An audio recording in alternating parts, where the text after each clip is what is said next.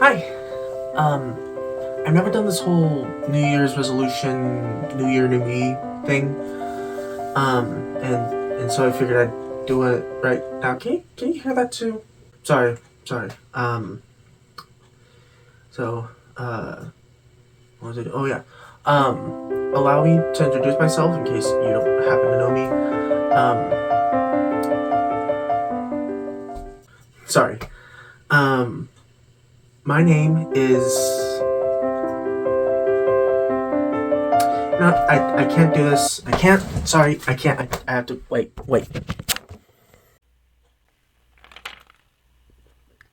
What's going on? We just started the video. I know. We can't have this be the video. What's wrong? I thought you were ready. You don't see what's wrong with it? The framing was off. The lighting was worse. I don't know if you can hear me, but if you can hear me, I know for a fact you can hear the wax melter. I look like it just came out of the YMCA. The room was a mess, but we can't have this be the first video. Hey, listen. The only people that would worry about all that in a video like this are, I don't know, film graduates? I'm just saying, no one would expect any competency from a guy who nearly dropped out of high school. Oh, fuck off. I'm just saying, dude. Just saying. You're freaking out about nothing. Look, if we're doing this, we're doing this right. Okay, I can't half-ass this. We know how to film stuff properly.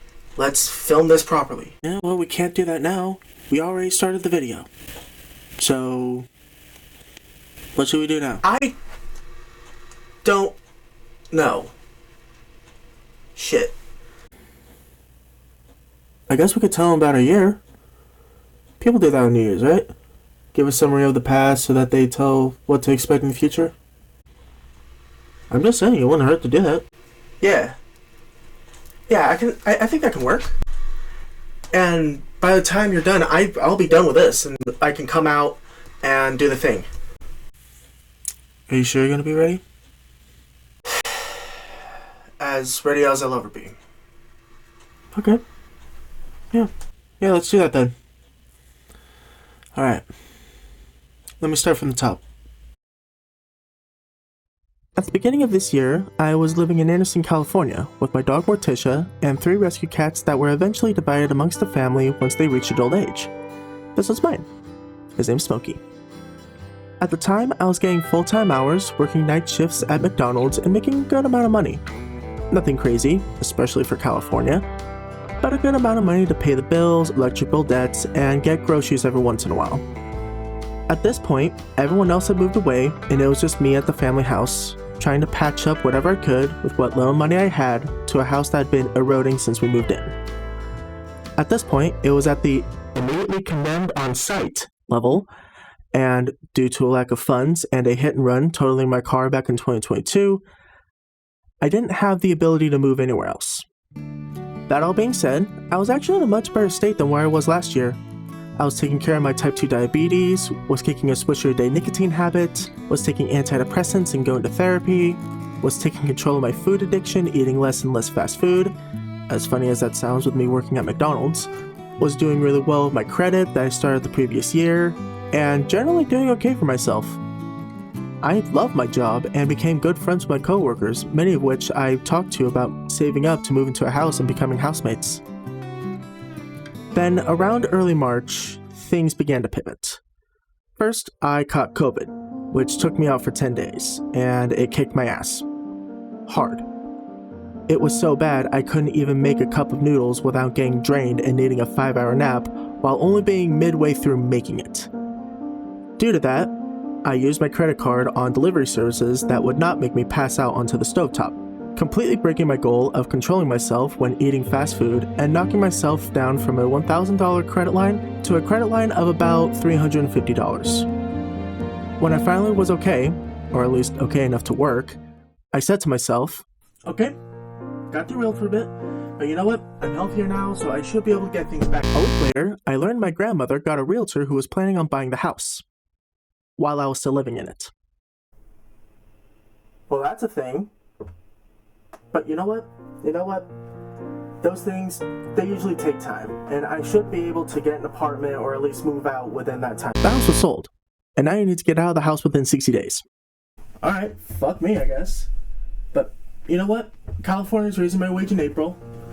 So, what I should be able to do is get an apartment or see about moving in with the GM at McDonald's is switched out, and now you no longer get full-time hours.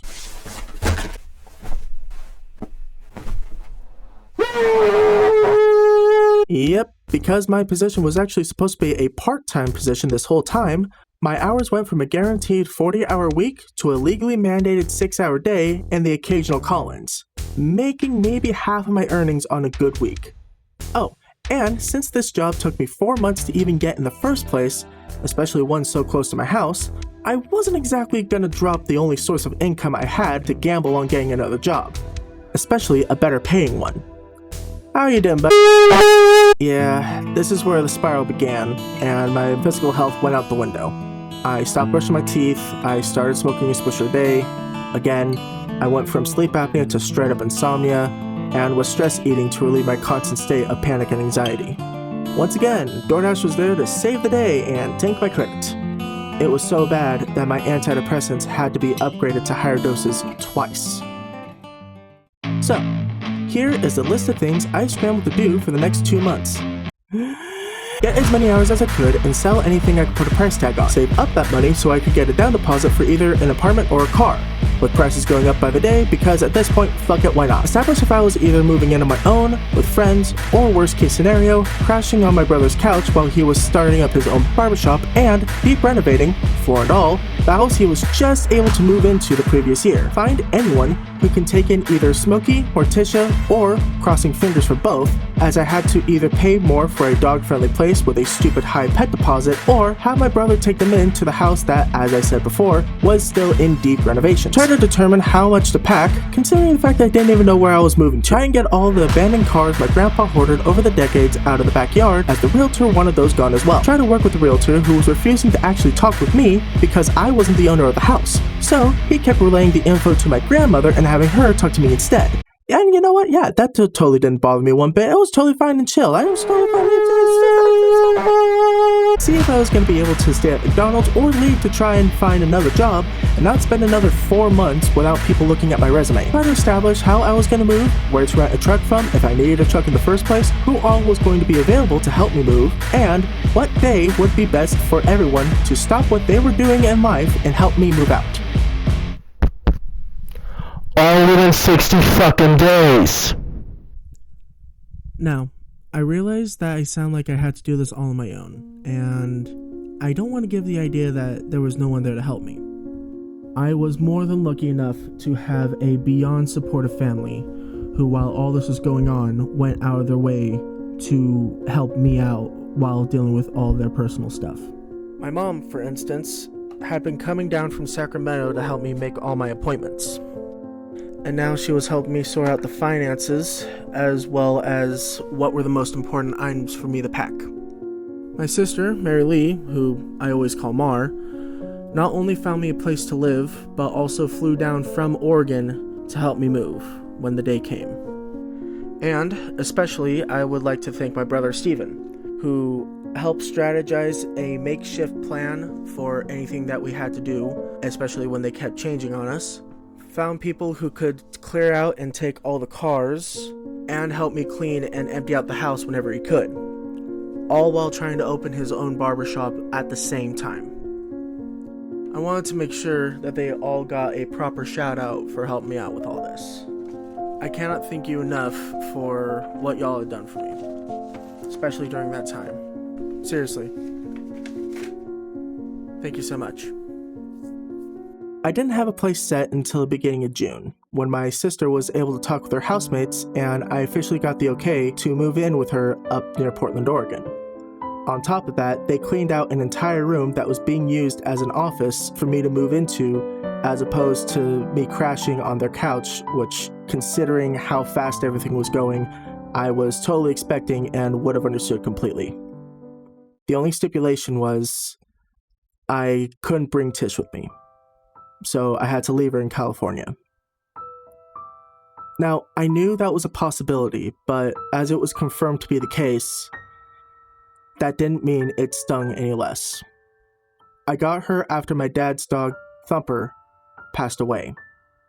And she had been my emotional support dog throughout all of everything that happened the past 4 years. And now I had to leave her. Luckily, I was able to reach out to a family friend who lives on a farm out in the boonies and was able to take her in and take care of her until I'm able to come back and pick her up. I was relieved that he was able to take her in because, at the very least, I was able to confirm with myself that she was going to be in good hands, and I'll be able to get her back when I'm able to. Also, in a stroke of luck, due to me not actually getting the 60-day notice until pretty much after the 60 days were up, I was able to tack on more time, as by law, the 60 days only starts when you receive the notice. Mar convinced me to spend the money I had on a good laptop that would allow me to do remote jobs when I got up there. So, with that bought, along with more stuff that would help with the move, I was quote-unquote set to head north. On June 21st, my mom helped rent the Penske. Me, her, and my sister packed the van as my brother got the last of the cars off the lot. I sent Tish off to the farm, and at the end of a physically and emotionally exhausting day, we crashed at a local hotel. The next day, I said my goodbyes, and my sister and I drove, with Smokey between us, all the way to her place in Estacada. I've been in Oregon for 6 months now, and I think what made the transition so much smoother was how similar things are to the North State, all while being so different, its similarities wouldn't be apparent to an outside observer. How can I put this? I'm right in between the giant cluster of cities that remind me of Chico and Redding, and the boonies of Shingletown and Wairika. It's comforting to know you're not lost in a place you've never been before, you know? About a weekend, I was able to look out with getting a job as a dishwasher at a campsite. Full-time hours, free lodging and food, and so many beautiful spots for me to go to, sit down, and chill out with the sounds of nature and my music echoing through the woods. Especially since we were right next to a river that was just filled with rapids. But the best thing, at least for me, was I got to work with an amazing crew. They were so inviting, kind, funny, and, above all, beyond supportive. They allowed me to be completely honest with myself along with anyone else. Something that has allowed me to become the new person that, though I have been for a while, I can say I'm proud to finally become now. You may remember me saying that I began this year better than how I was doing in the previous year, along with the many reasons why. Well, there was another element that helped me come out of the fog I was in the previous year.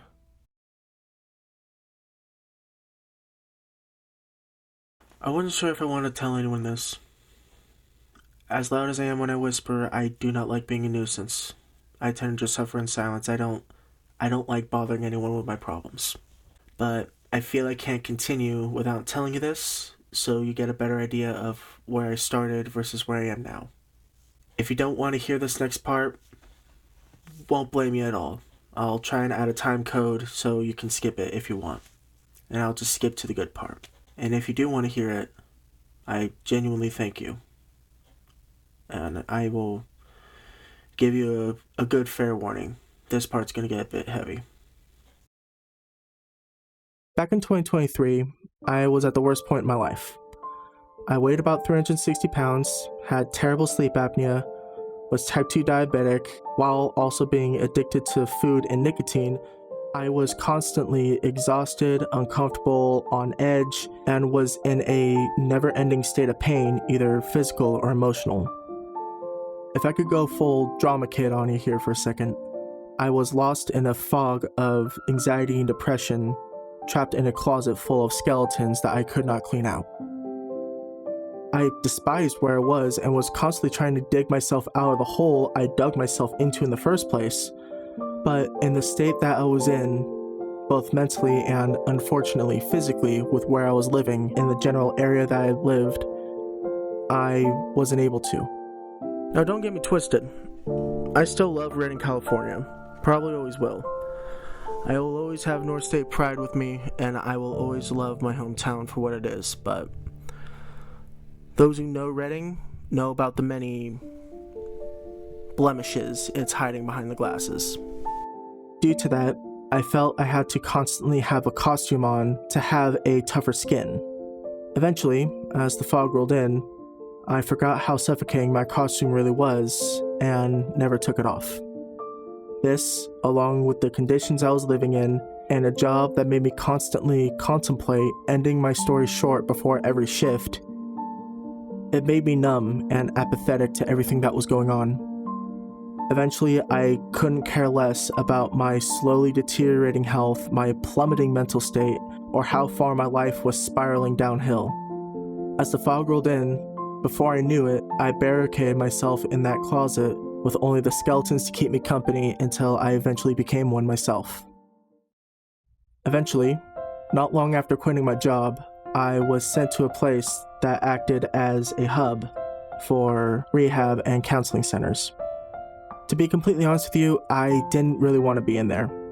The only reason why I was that one of the people at Health and Human Resources overheard me talking about my suicidal ideation in passing as I was trying to justify that as my reason to get food stamps, because they were asking for a legitimate reason why I quit my job.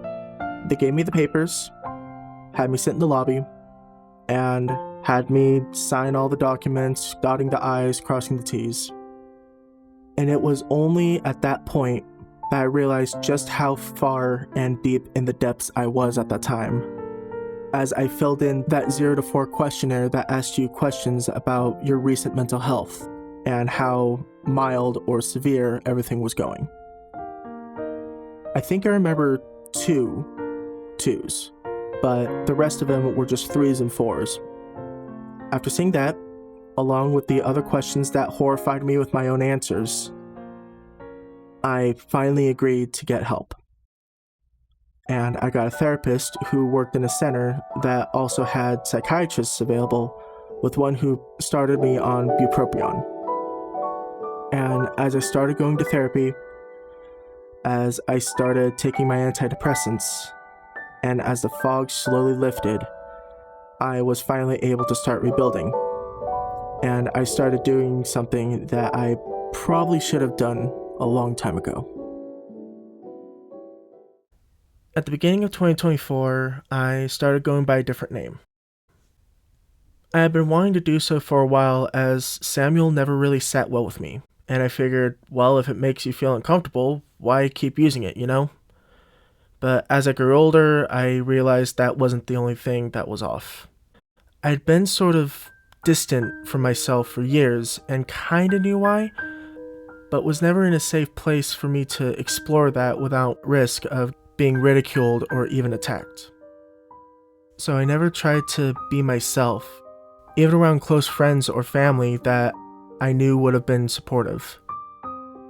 That all started to change when I went by a new name. After that point, I slowly started to take off the costume and open my closet door. And with all the support I've gotten, both from good friends and close family back in North State, and especially in my new home here in Oregon, I think I'm ready to start now. Let me start from the top. Hi. I've never made a New Year's resolution before, and I figured why not start now. Allow me to introduce myself. My name's Cassidy. I am 24 years old, and I'm transgender. I now live in Oregon. I currently weigh 280 pounds. I'm proud of my progress, and I'm excited to start the new year as, well, a new me. Now, enough of my dilly-dallying. I know I'm already a bit late posting this video.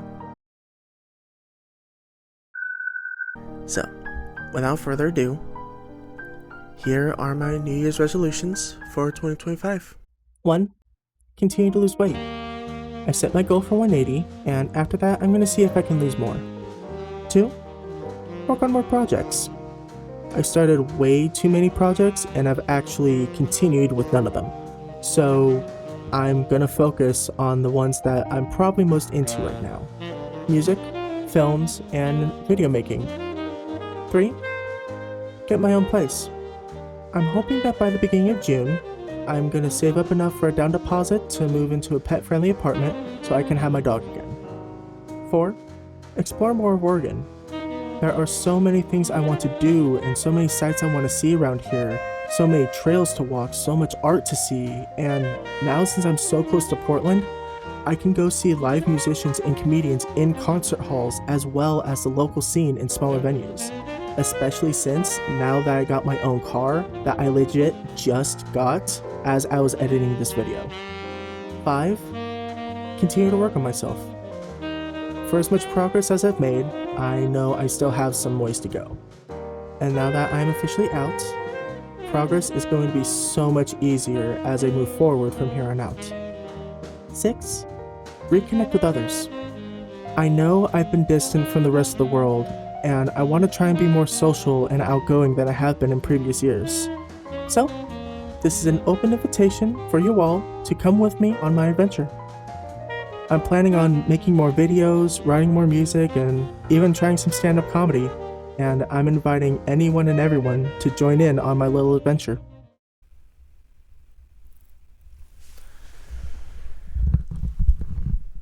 I know many of you probably won't accept that invitation, and I won't judge you in any way if you decide to cut ties with me. I fully understand that we are on our own journeys, our own paths, and some of you simply wouldn't want my path to cross yours, especially since now I'm out of the closet. But I do hope that some of you accept my invitation and come along with me on my little adventure to see the sights, to try all the new things, and cause a little camaraderie along the way. I think that'd be fun. But, in either way, hope y'all have a wonderful new year. Thank you so much for watching, and I hope to catch some of y'all on the other side. Now, if you'll excuse me, my drama kid theater ass has been working on this for months, and it is currently 3:32 in the morning. So I'm gonna take a little break.